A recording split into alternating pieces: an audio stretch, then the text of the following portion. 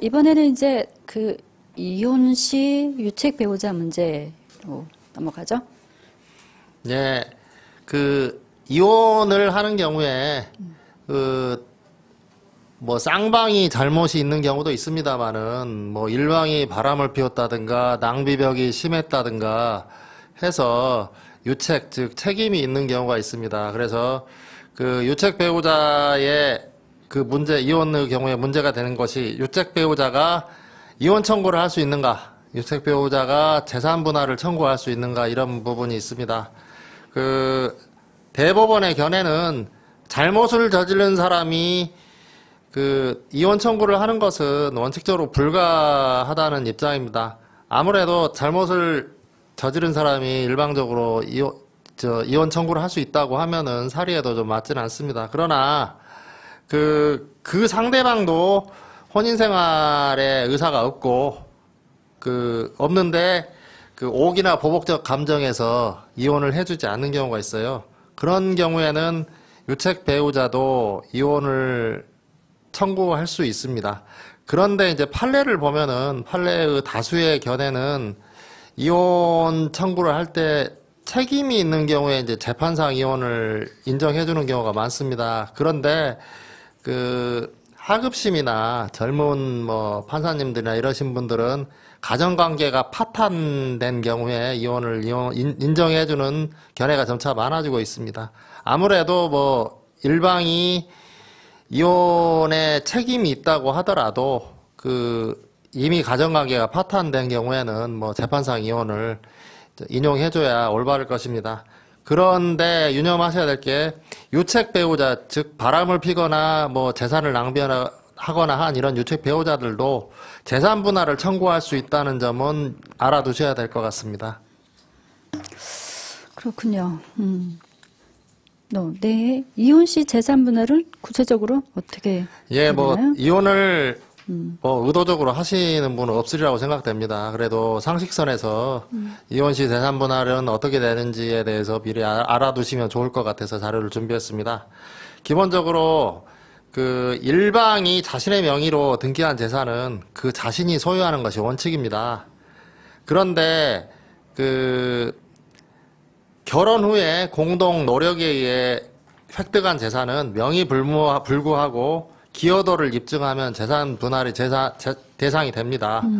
그렇고 결혼하기 전에 일방의 명의로 된 재산이라고 하더라도 결혼 중에 그러니까 결혼 전에 취득한 재산이라고 하더라도 결혼을 공동생활을 하면서 그 재산의 유지 형성에 기여한 경우에도 일정 부분을 법원에서는 재산 분할로서 인정을 해줍니다. 그리고 이러한 재산 분할에서는 가사를 하신 주부들의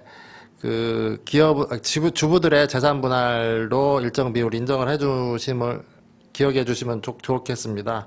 그리고 재산 분할을 했는데 추가로 발견된 재산이 있는 경우에도 후에 재산 분할 청구를 별도로 할 수 있습니다.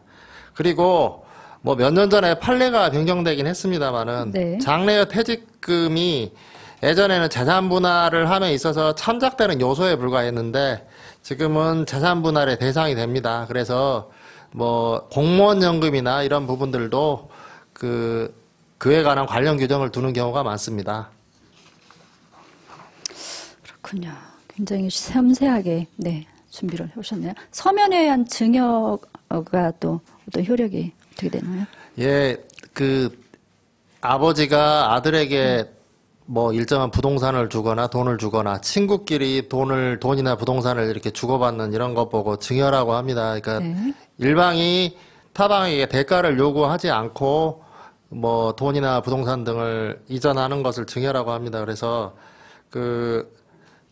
기본적으로 증여도 계약서를 쓰셔야 됩니다. 단순하게 특히 계좌이체한 것만으로는 논란의 여지가 좀 있습니다. 그래서 기본적으로 서면에 의한 증여를 하셔야 되는데 그 서면은 어렵게 생각하실 게 아니고 계약서. 정식의 계약서 형식을 구하지 않고 A가 B에게 증여를 한다 하고 쌍방 서명을 하는 정도, 그리고 또 날짜를 적고 이런 정도만 해도 법적인 효력이 있습니다. 그리고 그 법에 의하면은 서면에 의하지 아니하고 구두에 의한 증여는 언제든지 해제할 수 있습니다. 그러니까 이 점을 유념하시기 바랍니다. 그리고 다만 그 계좌를 이미 이체해버렸던가 이렇게 이미 이행한 부분에 의한 해제는 인정되지 않음을 유념하시기 바랍니다. 그러니까 항상 증여와 같은 법률 행위를 할 때 그 본인이 어떠한 조치를 취해야 될 것인가 이런 부분에 대해서는 법적으로 미리 생각을 해두시는 게 좋습니다. 그렇군요. 네. 네, 잠깐 쉬었다가 네. 다시 넘어가죠.